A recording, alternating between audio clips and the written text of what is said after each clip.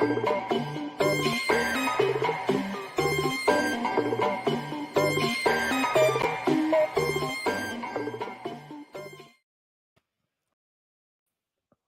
up, everybody? What's up, and welcome back to On the Warpath. It is can't hear myself. It's your boy Sanchez 405. If you do, make sure you click that subscribe button and hit that bell so you get notifications anytime there's new content posted. As always, like, comment, share this video out because y'all know what we do here, family. We talk about our Washington Commanders, and hey, it wasn't pretty. But the boys in burgundy pull it out in their all white swag. We love to see it. Let's see here. Let's get us situated first. There we go. Woo! Perfect. Now we're good. Sometimes it's kind of weird to, hear not really to hear yourself, but you like to hear yourself in your headphones. What's up, Redskin 007? First one in the bit. Appreciate you. I'm doing well, brother. Hope you're doing well too. After this victory, we bring y'all into the Monday after pill here as our boys defeat the Atlanta Falcons 24-16 yesterday. And I'll be quite honest with y'all. I'm not satisfied by the win. Let's just say that for what it is. It'd be corny if you said you were satisfied. I'm happy for a win, but there were opportunities that we gave up. There were opportunities that we should have pounced on. There were opportunities we let them get back in the game. I'll go through everything that I liked. I'll go through stuff I didn't like here. I found a fun fact here today. I was just kind of looking through the game book. And do y'all realize that in our first 5 out of 6 games, we have allowed a score on the opening drive by the opponent? So this goes back to the only team that has not scored on their opening drive was the Cardinals, and they kicked a field goal on their second offensive possession. But Denver scored a touchdown. Buffalo kicked a field goal. Philadelphia touchdown. Chicago touchdown. And Atlanta has scored touchdowns on their opening drive. Whoop the fricky D. That's something you got to work on there, Jack Del Rio. On the positive side, what's up? What's up, Tony? What an answer prayer yesterday that the Commanders won. Yes, God is good. Hallelujah. What's up, Frost 40 Below? And then let's see, a lot of people down in the win, but it's hard to win in it. Absolutely. Yeah, I'm not going down to win. I want more out of it, but it's kind of like we got in a conversation yesterday. They said, so you're cool with an ugly win. I'm cool with any win. Like, don't get it twisted. The object of playing a game is to win the game, right? That's what Herm Edwards said. Right? What did he say? You play to win the game.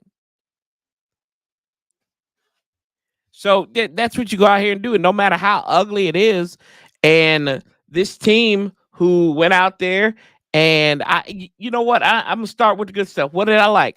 I love Cornelius Lucas, man. He went in there for Charles Leno, and we know that had to deliver the baby who, had to come to terms with that, and the baby passed away, had delivered early. Jen Leno did, and they traveled. I guess they didn't land. I don't know, but they put the post up. So thoughts, prayers, good vibes going out to the Leno family, because whatever you think of Charles Leno, dude is a good guy. And, you don't want to see that to happen to anybody. And it kind of hit close home to me because of what we're going through. We're on our journey to parenthood. So, it kind of, I didn't tell my wife until the afternoon. They put it up in the morning, like about 9 o'clock. So, I'm like, it's tough.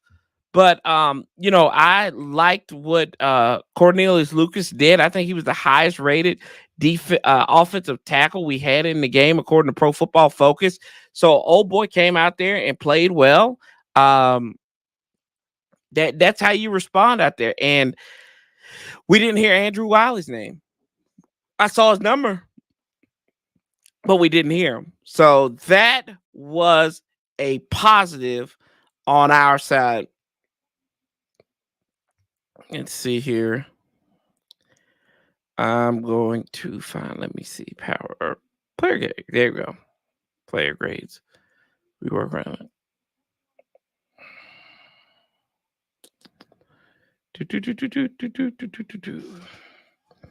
See, tackles. Here we go.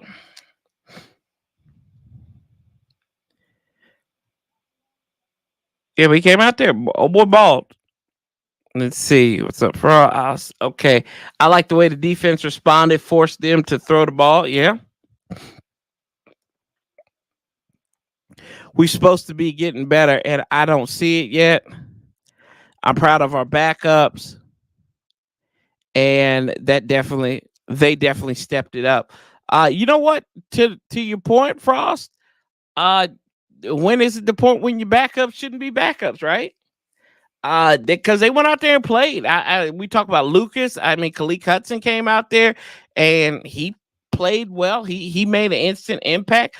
It's the point that we always say about Simple Jack and River Toke Ron Rivera is that they have the square hole round peg mentality and they just keep on trying to cram it in their paws. And like sometimes at some point you got to try something new. I get you trust you guys. I get it's a people business, but what you did, you were so quick to bench Emmanuel Forbes, but we've seen people getting cooked all the time. Like we've seen the struggles with Jamin. We've seen the struggles with Cody Barton. Um, Cody Barton. I mean, I get he's a linebacker, Emmanuel Forbes is a cornerback, but Cody Barton's been in the league. He should know how to play at the professional level. Emmanuel Forbes is still learning stuff, right? So he's been out in Cody Barton played, which I thought Cody Barton played good against the run. He left more to be desired against the pass, but it is what it is in that respect. Let's see here. What's up, Marcus? How you feeling, brother? How are you feeling? How's your Louisville Cardinals? Still undefeated on the season, right? I think. Oh, that's right. Who they lose to, Marcus? Yeah, that's right. Y'all lost to Pittsburgh. And let's see here. Yeah, that's why I say bring your game, not your name. That's right. And at some point, we have to play players that want it more. Yeah, the hunger, the desire. We talk about that all the time, right? Sometimes you have to play the guys who are hungry.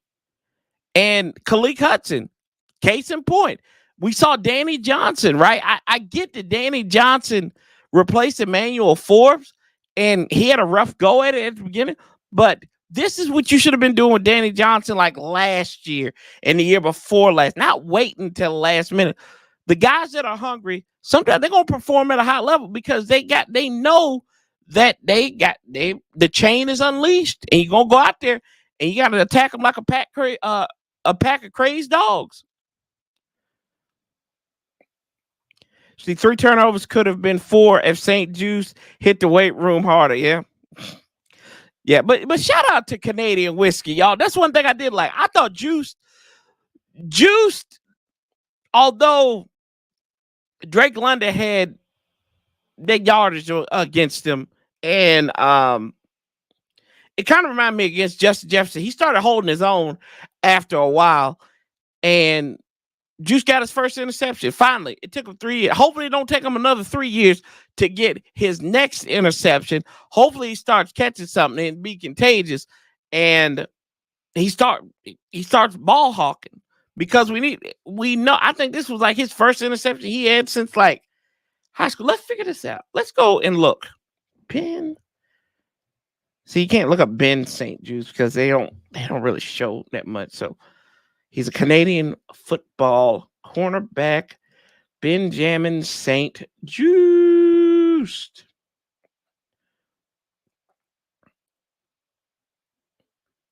And he's got more sacks than he's got interceptions as a DB. As a corner. Yeah, play him on the outside. It works.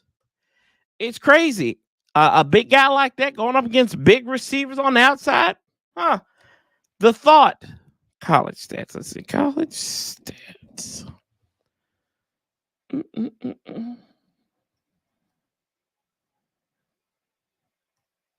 He didn't have an interception at his 2 years at Minnesota, and then the 1 year at Michigan. So this dude hadn't had an interception since like high school. Like he couldn't drink Crown Royal.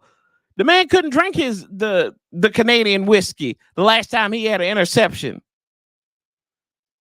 Like, bro, congratulations.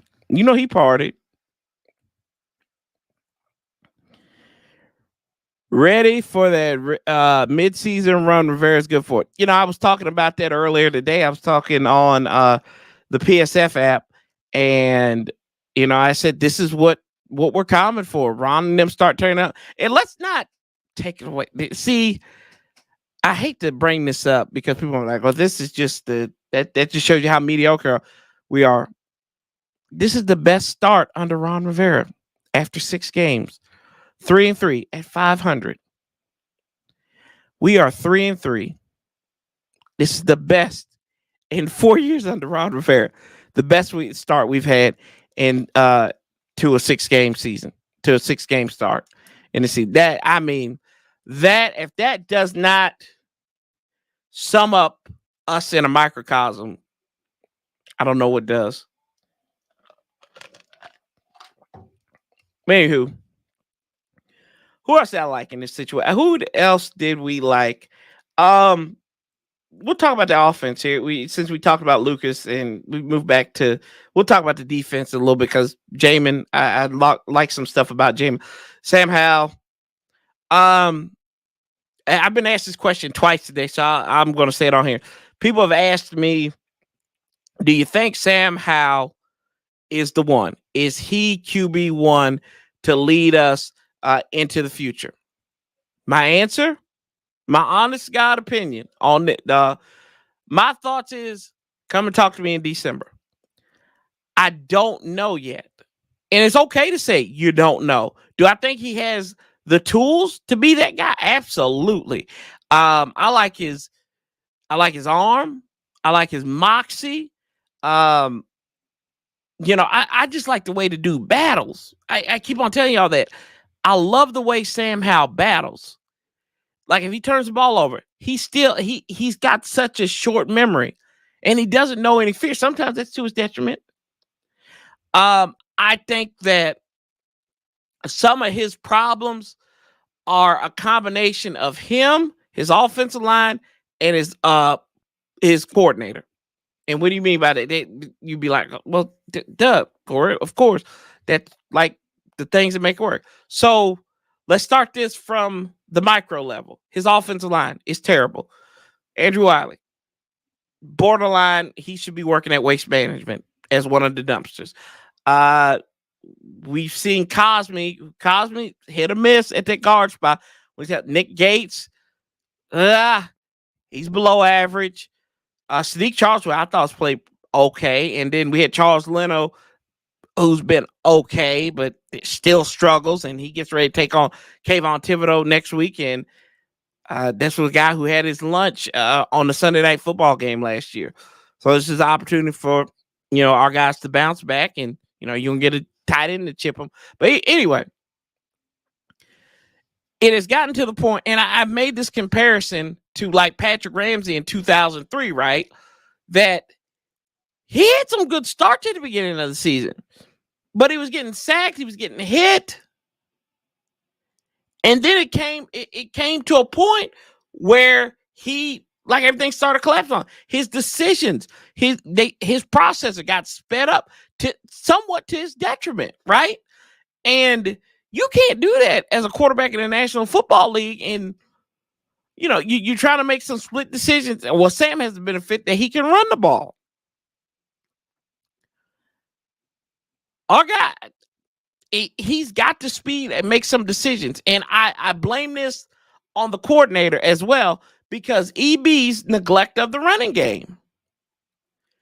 I mean, I hate to use this, but it's a little bit despicable how he does not utilize the run game more, or how he doesn't use the short passing game a little bit better than what he does. I will say he does use it, but you can't have guys tested. You can't have him threaten the needle like we saw in the Buffalo game, right? Him threatening the needle against these corners that are seasoned veterans, thinking he can make a throw that he can cheat against them. Like, come on now. Make it simple for him. Keep it simple. Kiss. Keep it simple, stupid. I don't think, and this is kind of what we saw in the development of Dwayne Haskins, rest in peace. Like, they did not want to they wanted him to fit the round peg in the square hole, and vice versa.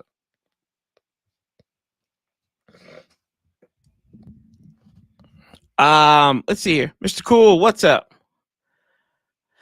Great. Just out of curiosity, do you think the Falcons will start Heineke after Ritter's 3 picks? Probably not. And you know what?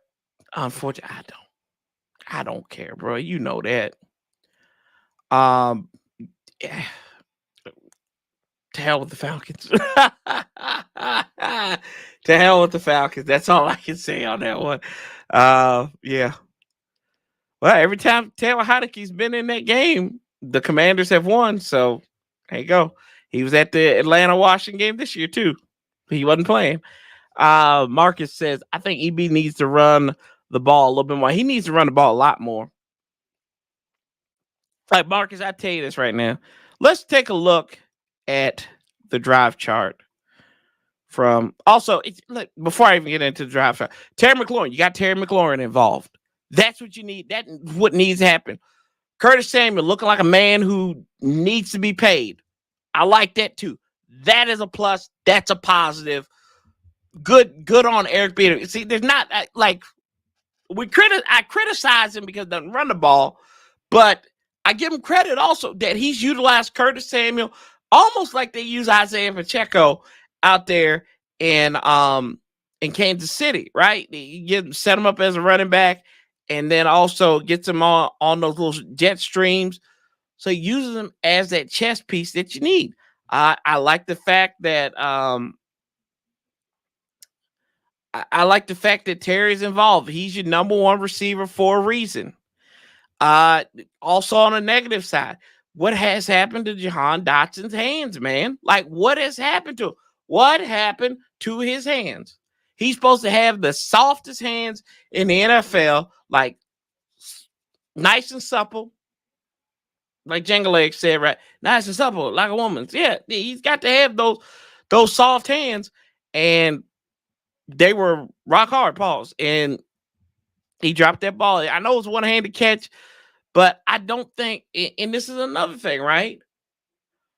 I think, and I might be wrong in this situation, but I want to ask a serious question. Why in the hell is De'Ami Brown getting more targets than Jahan Dotson? Can somebody explain that to me? I don't know. Let's see. How many targets did they have in this game? And we'll keep you up to date on the Dallas game too, or y'all keep me up to date on it.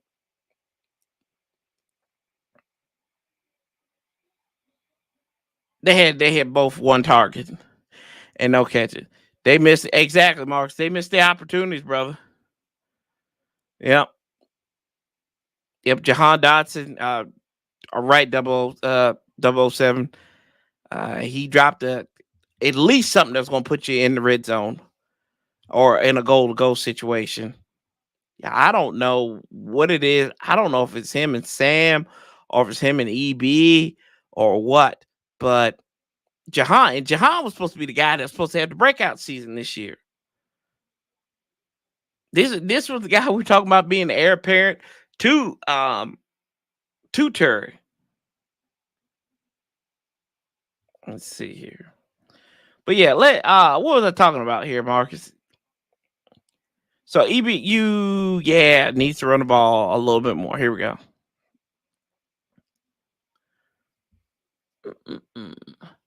So this was the sequence for that penultimate drive. So right before that last drive, before the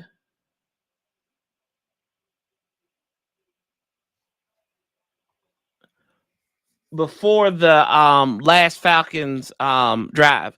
So we get the ball back. Let's take a look. I gotta speed this. I gotta move this real quick. Here we go. I gotta move to my big screen so I can see actually. Boom. Okay. So we take a look at this. This was in the fourth quarter. This was right after the Benjamin St. Juste interception, right? So he thrown his second interception. Washington gets the ball back. I believe they had a timeout. I think they had all three timeouts too. Did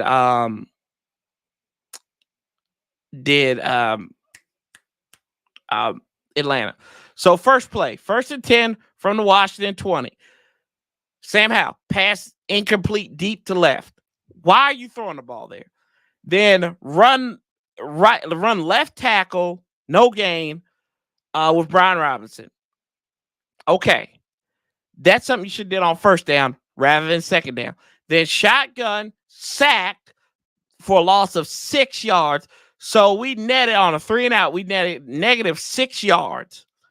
And Tressway punted the ball to the Atlanta 42.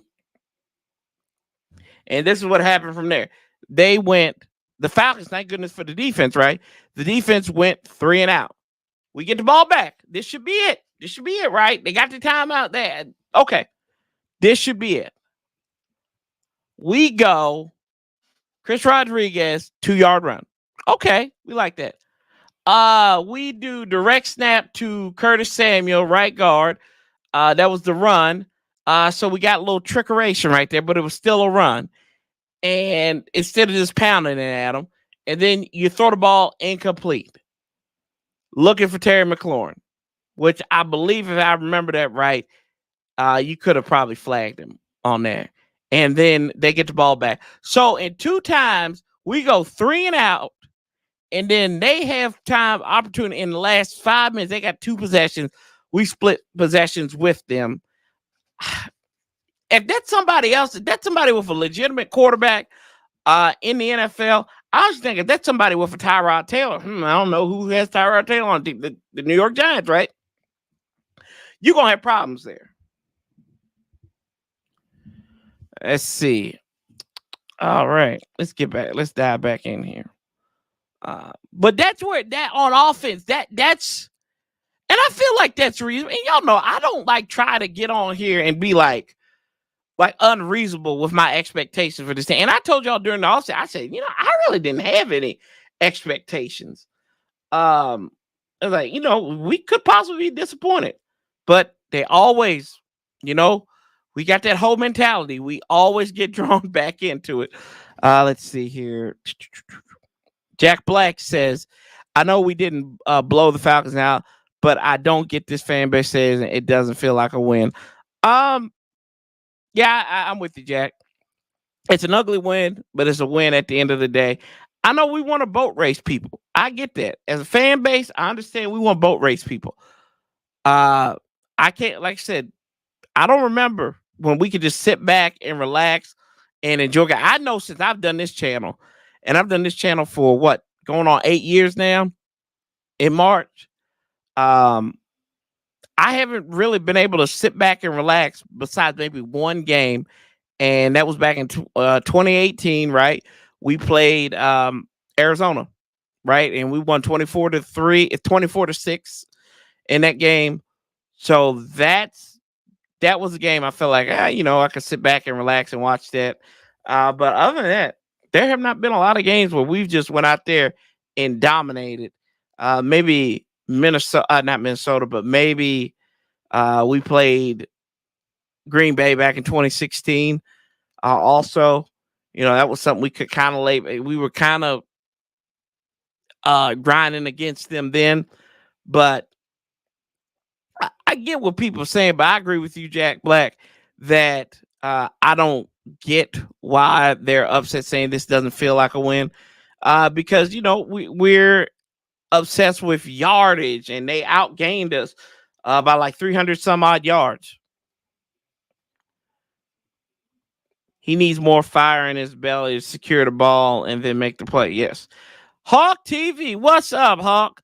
Question for the chat and OTW. That's me. What's everyone's thoughts on this upcoming Giants game? Are we confident in EB and the rest of the team taking care of business before we see the Eagles? Hawk, you know what I do. You know what we do on Mondays. We don't talk about the upcoming opponent, but for you, sir, I will do that. I will address that. One, you know how Hawk. I'm just gonna deconstruct what you said here. First of all, we don't talk about the Eagles because we ain't worried about the Eagles.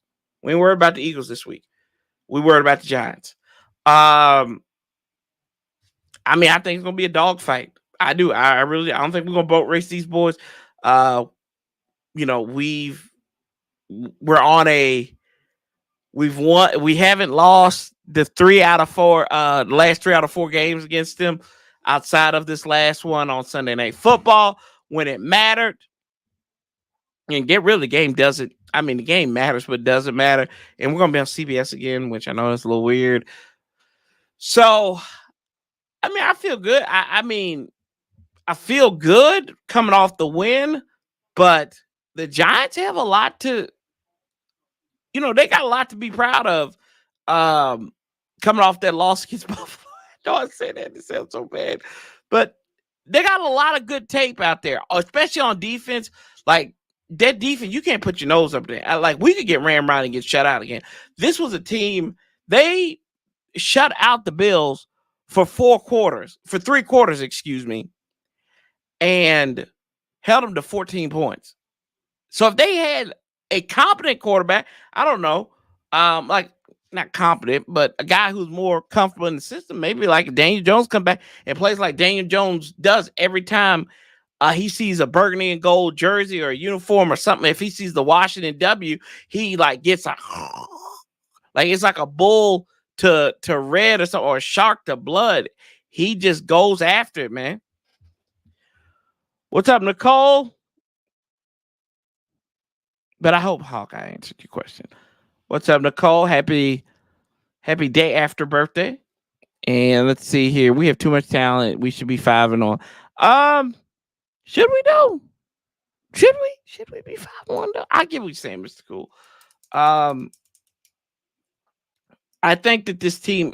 I think the team is talented. I know some people are like, well, they didn't draft what. I'm like, God, it's twofold. You draft and you develop. And sometimes it comes on the ability to develop. I think that the team I can see the team being, 5-1, maybe 4-2. I would have been comfortable 4-2. I think 4-2 is more of a reality because I didn't think that. Let's see, Buffalo. That was going to be a tough one to win. Philadelphia. I told y'all before, that's a game we're going to look back on and say, damn, we wish we should have got. And then the battle, the ghost of Dick Butkus game. I mean, I think that was just not only us playing flat, but them playing motivation, and they were playing up, man. No excuses, though. We sucked. We sucked on Thursday night. I think that EB will have the offense playing better in the second half of the season. It's still new for Shizzle. And just like that, hey, babe, what's the score of the game? Yeah, you confirmed that she ain't answered me, so she's upset. Okay. Listen, I would love to have Antonio Gibson and Brian Robinson on the field together. Hell, we saw that, didn't we? Huh? 7-0 charge. Yeah, we confirmed. Not that I didn't believe you, Frost, but I just had to hear it from the Mrs. mouth down there. That's all. Let's see here. Yeah, I mean, we saw that, like the little offset. I think I like to see Antonio Gibson more as a receiver because that's what he does well. He's good in open space. We've seen that before. Now, I don't need him running for extra yards or anything. Like, they need to coach him just to say, like, Gibby, if you don't fight for extra yards, just go down. Because I get worried. Every time he hits a hole and he just kind of goes like, I'm like, bro, you killing me over here, bro. You killing me, dog. we dominated the Cowboys last season. Well, we dominate. We beat them. We beat them. You know, there's some people that tell you that game was meaningless. We love it. And let's see, hell of a start from the Chargers, 3-and-out for the defense. Good punt return, quick touchdown. Yeah, you got to think Kellen Moore. He is looking to prove something here today because Fred Flintstone, as Doc Walker likes to call him, got rid of him, and they said they're going to focus more on the run, and they haven't focused more on the run yet. Interesting. That was our most solid win in recent years. And oh yeah, you know, bro, Hawk, you know, you my boy. I always got you there. And the Chargers 7, the Cowboys nothing. That's good, man. So yeah, what did y'all like in the game? I asked this on the video I posted last night late, but who do you give some of the game balls to? As I'm going to talk about the defense, what I liked from the defense, and what I didn't like, and let's just talk about that. Starting out, class of 2021. So Jamin Davis, Montez Sweat. I thought that not Montez Sweat. Shoot, gosh, Jamin Davis and Ben St. Juice. The boys put their stamp on this game. I thought, like I said, Juice. I know he struggled against Drake London, but I think he held him at bay for a lot. You know, sometimes you're gonna get those yards. We saw that with Justin. We saw it against Justin Jefferson last year when he should have an interception. Then I like Danny Johnson, although it was at the detriment of Emmanuel Forbes. But you know, yeah, I here to win ball games. Casey Toohill, Casey Toohill because he got 2 sacks. You see, like two. Anyway, maybe he did the gritty in the locker. I don't know, but anywho, Casey, I played aggressive, man. You know, it goes back to what Frost said about the backups. The guys coming up in here and playing, the guys with the hunger, that thirst, that desire to go out there and play and win the game. That's what it came down to. Khaleke Hudson, I like what I saw out of him. Although I know he got beat on like a little wheel route on Bijan Robinson. I like how the defense helped Bijan Robinson too. And, you know, they didn't treat him like a regular ass dude. Now, they did do that with Kyle Pitts early on in the game, and then a little bit sometimes with Drake London, but like Drake London is a manimal sometimes. But I felt like they treated the guys with the respect that they deserve for the most part. Algier got out a little bit, but I think they held them. And that was another thing I thought about Arthur Smith and company was Arthur Smith with the run game was like EB with the pass game. Sometimes he was a little. I know Andy threw the ball 47 times, so it's kind of weird when I say it, but I felt like they would just run the ball, and Dak just scored a touchdown. I heard that, so yeah, and the fireworks went off downstairs as well. So yeah, and then how about Jamison Crowder too? Yeah, I see that one. Mr. Cool put that up there. Jamison Crowder, right? Damn, the years have been good to him. But he had that gorilla jump on his back, and he's like, woo! He said, I got gas, because he should have took that one to the house, and we would have saw a first punt return for a touchdown since we beat the Ravens in Baltimore back in 2016.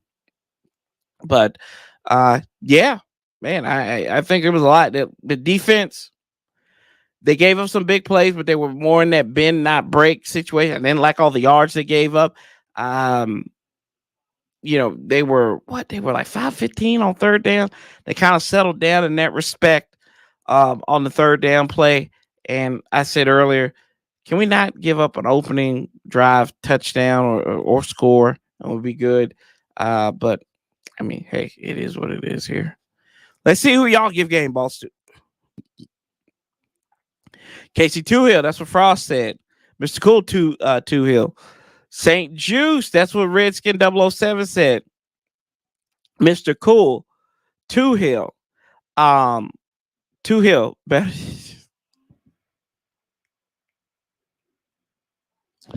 This is what my frustration is with Chase. I'm starting to understand it now. There were so many times he could get home on Desmond Ridder and he either over pursued or he under pursued, right? There was nowhere in the middle. Like, this is what if you want to be considered a Bosa, on the same level with the Bosa brothers, Micah Parsons and everything, you gotta finish, man. Chase does not finish. He's like the kid that doesn't want to cut, like he doesn't finish the coloring project. He colors outside the lines, but he doesn't finish. He doesn't finish it. It's Thanksgiving time. He's trying to paint the finger turkey that you make, and he doesn't do that. Which that would kind of be cool if Jason Pierre-Paul did like one of those, because wouldn't it be like, let me stop. That's not funny. Yeah, he doesn't. He just doesn't finish, and he's got to get home on these guys. Thank goodness to Ron Payne. I know he fell because like his ring finger or something popped out of place. So he wasn't hurt. I didn't hear anything about Montez. Frost, shame on you for laughing at that. That wasn't meant to be funny. Yeah. And let's see here. Kendall Fuller, of course. Kalik.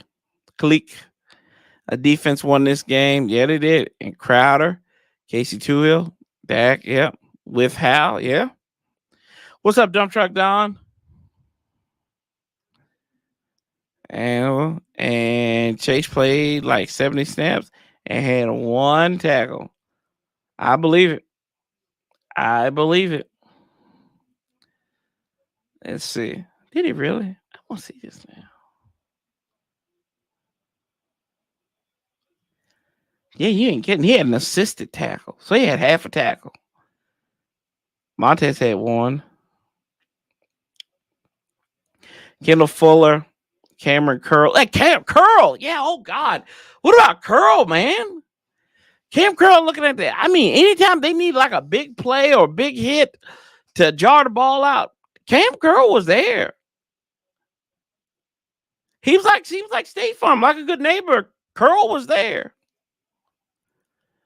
Cody Barton, like I said earlier, I thought he played well. John Allen had a good day. Jamin, of course. And who else? Danny Johnson, we said that already. Tariq Castro Fields, I thought he had a good day on special teams, trying to do his best Jeremy Reeves impression.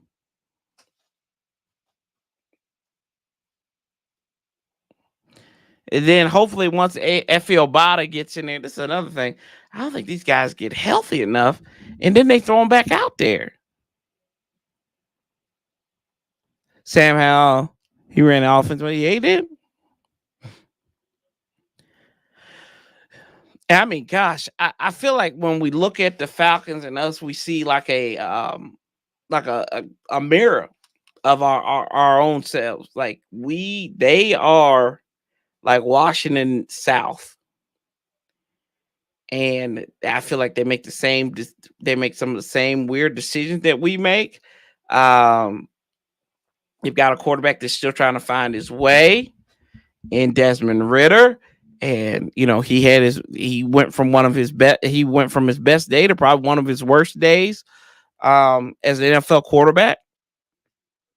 So I appreciate those 3 interceptions that he threw.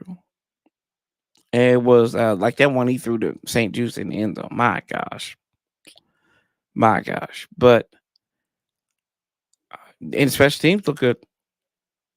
We didn't need them but once. And can somebody explain this to me? What? How stupid do you have to be if you're Arthur Smith, right? So somebody's gonna have to explain this to me, because I'm done complaining about our team. We gotta complain about the opponent. If I'm an Atlanta fan, I'm calling for Arthur Smith's head and that little creeper ass mustache that he wears. Him and the defensive coordinator, they should have them things ripped off, because what he did. So you got all the momentum back to you. You went on a 12-play, 81-yard drive that amassed 5 minutes, 6 minutes, 53 yards. 6 minutes and 53 seconds. And this is what you do. The Falcons, you get a touchdown from Jonnu Smith. We had the neutral zone infraction. He had Chase Young got on the list. All right, he had a half a tackle, but he had one full ass penalty. He had that neutral zone because of that hard count that they were talking about. Desmond Ridder. And then on the next play, they found Desmond Ridder, found Jonnu Smith for a 2-yard touchdown. And then they went for the 2-point conversion. I didn't get this. I still don't understand. There's no way on God's green earth that you can explain to me that the juice was worth the squeeze in that situation. I thank you for this. I appreciate it. But to me, it was very reminiscent of something that Mario Cristobal does and probably what Deion Sanders did on Friday night. Point shaving. But I don't like, you can't explain to me why you thought it would be a good idea to go for 2 in this situation. Now, if you did on the second one, you're like, we didn't, but I don't get this. It was stupid, and I think it kind of shot him in the foot. Like, as many times as we were giving him momentum, I think it killed your momentum. What's up, JB? How you doing? HTTC core, HTTC. Yes, indeed. Hail to the Commanders and hell with the Falcons. But I appreciate you, Arthur Smith. Thank you. I wish they'd give me the snap count here, but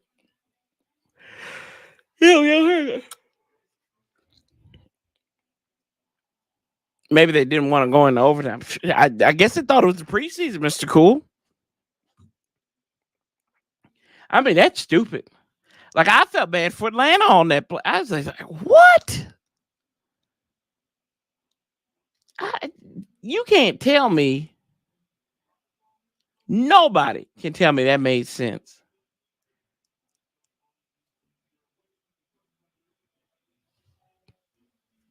Potentially. I got you. Allegedly and potentially. What else did we have here?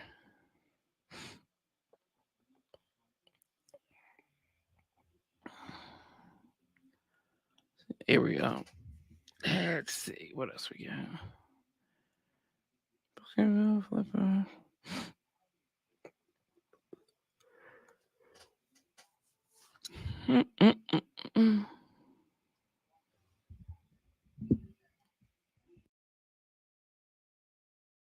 Yeah. But anyway, yeah, that was wild. But you know what? I'll take it, and I will go ahead and we'll get ready to wrap this up. We'll finish about 15 minutes early than we usually do here. But look out, I have some shorts. I clipped off some clips, so make sure y'all like the shorts. That's actually doing more damage than live streams and regular old videos now. So make sure y'all like them up. It's going to be one with the Jamin Davis interception and then the Benjamin St. Juste one. So hopefully I have one of those up tonight, and then tomorrow I'll have another one. And if y'all know anything where I can edit and put more stuff on the video, I would greatly appreciate it, because it'd be kind of neat to kind of time to play up with the call. So just let me know here if y'all know anything. But I appreciate y'all stopping by, jumping in, leaving your comments and everything. And don't forget, Wednesday we'll be back here with Warpath Wednesday. We preview the New York Giants. Hopefully we can get somebody on. I'm going to actually reach out to them right now to see if we can get it. Because if I can get who I think I can get on here, it will be absolutely hilarious. So y'all make sure y'all stay tuned for that. But as always, hey, appreciate you, Mr. Cool. Appreciate you, Marcus. And appreciate all y'all for dropping by here. As we, as I always say, we keep that same damn energy. We outlasted the bastard. Also got the membership stuff coming as well, too, here on YouTube. So be on the lookout for that as well. But till next time, I'm Sanchez 405. Again, we keep the same damn energy. We outlast the bastards together. Until next time, love, peace, and hail. And somebody please get my damn theme music somewhere around here. There it is. We out.